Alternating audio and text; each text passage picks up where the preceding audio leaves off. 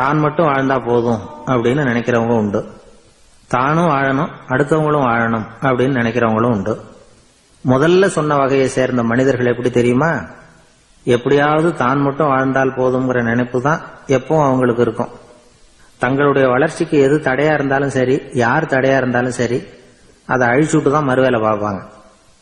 அவங்க எல்லாம் பாவ காரியங்களுக்கு தயங்குறதே இல்லை. அப்படிப்பட்ட வாழ்க்கை அவங்களுக்கே இடைஞ்சல அமைஞ்சு விடுறது உண்டு. அதை விளக்கறதுக்கு ஒரு கதையும் உண்டு. ஒரு ஊர்ல அப்படிப்பட்ட ஆள் ஒருத்தன் இருந்திருக்கான். நிறைய பாவங்களை செஞ்சவன். அதன் காரணமா நரகப்படுகொழியில விழுந்துட்டான். நரகப்படுகொழிங்கிறது ஒரு பெரிய கிணறு மாதிரி. ஏற்கனவே பாவம் செஞ்சவங்க நிறைய பேர் அதுல விழுந்து கிடக்குறாங்க. உள்ள ஏகப்பட்ட சத்தம், எல்லாம் அந்த பாவாத்மாக்கள் போடுற சத்தம்.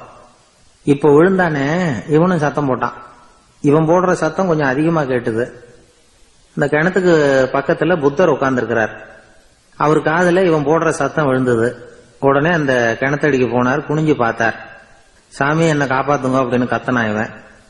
புத்தர் அவனை கொஞ்சம் கவனிச்சு பார்த்தார். மனித சமுதாயத்துக்கு அவன் என்னென்ன கெடுதல் பண்ணிருக்கிறாங்கிற விவரம் எல்லாம் அவர் மனக்கண்ணுல தெரிஞ்சது. அவருக்கு எல்லாம் புரிஞ்சு போச்சு. இருந்தாலும் அவனை காப்பாத்துறதுக்கு ஏதாவது வழி உண்டா அப்படின்னு யோசிச்சார். அவன் தன்னுடைய வாழ்நாள்ல ஏதாவது நல்லது செஞ்சிருக்கானா அப்படின்னு பார்த்தார். ஒரே ஒரு சமயம் அவன் தன்னுடைய காலடியில மிதிபட இருந்த சிலந்தியை மிதிக்காமல் தாண்டி போயிருக்கிறான். இந்த ஒரு காரியத்துக்காக அவனை கரையேற்ற முடியுமா அப்படின்னு நினைச்சார். அவ்வளவுதான். உடனே அவர் கையில ஒரு சிலந்தி வந்து உட்கார்ந்துதான். அதுகிட்ட இருந்து நூல் இழை வெளிவர ஆரம்பிச்சது. அந்த நூல் இழை கிணற்று ஆழம் வரைக்கும் அப்படியே நீண்டுகிட்டே போச்சான். புத்தர் பார்த்தார். இந்த நூலை பிடிச்சுக்கிட்டு மேலே ஏறி வா அப்படின்னார். என்னங்க சொல்றீங்க? இந்த சிலந்தி நூல் என்ன தாங்குமான்னு கத்தனான். எல்லாம் தாங்கும், அதை பிடிச்சுக்கிட்டு ஏறி வா அப்படின்னார். சந்தேகத்தோடவே அவன் அந்த நூல் இழைய பிடிச்சு இழுத்து பார்த்தான். ரொம்ப வலுவா இருந்தது. அவனுக்கு ஆச்சரியம். அதை பிடிச்சுக்கிட்டே மெதுவா மேல ஏறி வர ஆரம்பிச்சுட்டான்.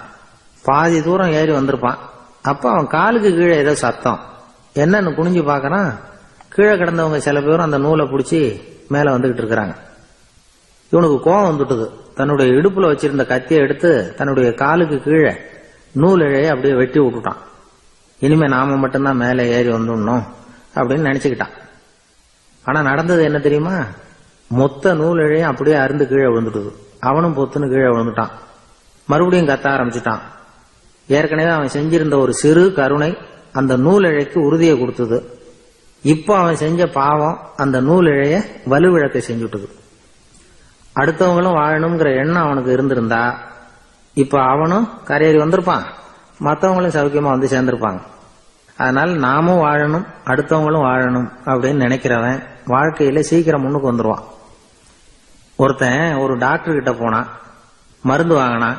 வாங்கி கொண்டாந்து பேசாம வச்சுட்டான், சாப்பிடல. அப்புறம் எதுக்காக போய் அவர்கிட்ட மருந்து வாங்கினேன் அப்படின்னு கேட்டாங்க. டாக்டர் வாழணும் இல்லையா, அதனாலதான் அப்படின்னா. அவர் கொடுத்த மருந்தை நீ ஏன் சாப்பிடல அப்புறம் அப்படின்னு கேட்டாங்க. நான் வாழணும் இல்லையா, அதுக்காக தான் அப்படின்னா.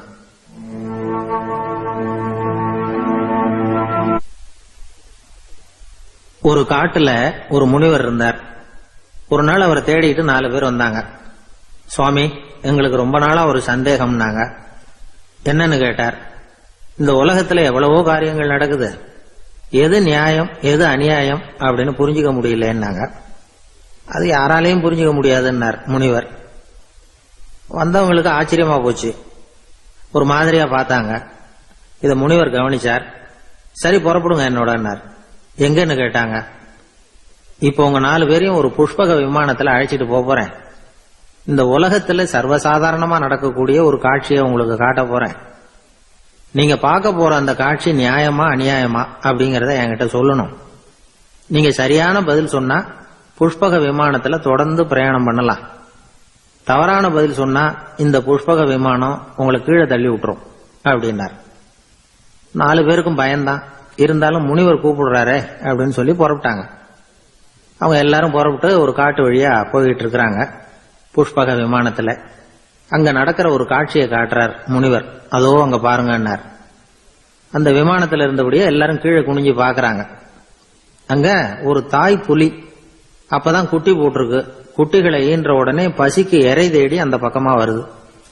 அதே நேரம் ஒரு தாய் மான், அதுவும் அப்பதான் குட்டி போட்டிருக்கு.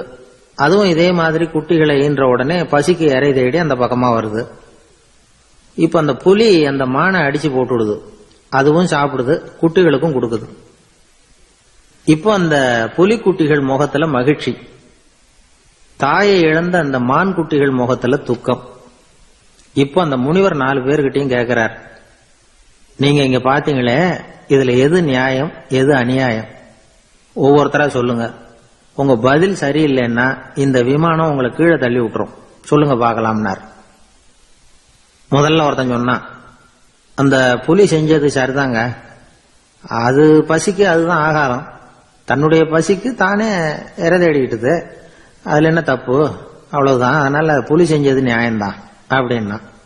அவ்வளவுதான், அந்த விமானம் அவனை அப்படியே கீழே தள்ளி விட்டுட்டுது. அதனால அவன் கொடுத்த பதில் சரியில்லை அப்படிங்கிறது புரிஞ்சு போச்சு. இப்ப 2வது ஆள் சொன்னான், புலி செஞ்சது பாவம், அந்த தாய்மான் என்ன தப்பு பண்ணிச்சு, இப்ப அந்த குட்டிகளுக்கு யாரு ஆதரவு, அதனால புலி செஞ்சது அநியாயம் அப்படின்னா.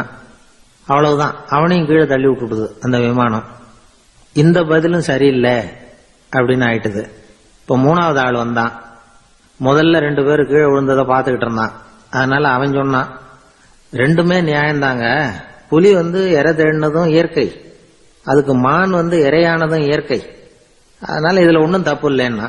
அவ்வளவுதான், அவனையும் அந்த விமானம் கீழே பிடிச்சி தள்ளி விட்டுது. இப்ப 4வது ஆள் வந்தான். முனிவர் கேட்டார், நீயாவது சொல்லுப்பா, இந்த செயல்ல எது நியாயம்னார். அவன் தெளிவா பதில் சொன்னான். அதாவது என்ன சொன்னான்னா, எனக்கு தெரியல அப்படின்னா. அவனை விமானம் கீழே தள்ளல, சௌரியமா அழைச்சிட்டு போட்டுது. இவனும் பிரயாணம் சௌக்கியமா பண்ணானான். ஆக இதுதான் சரியான பதில்ங்கிறத முனிவர் உணர்த்தினார்.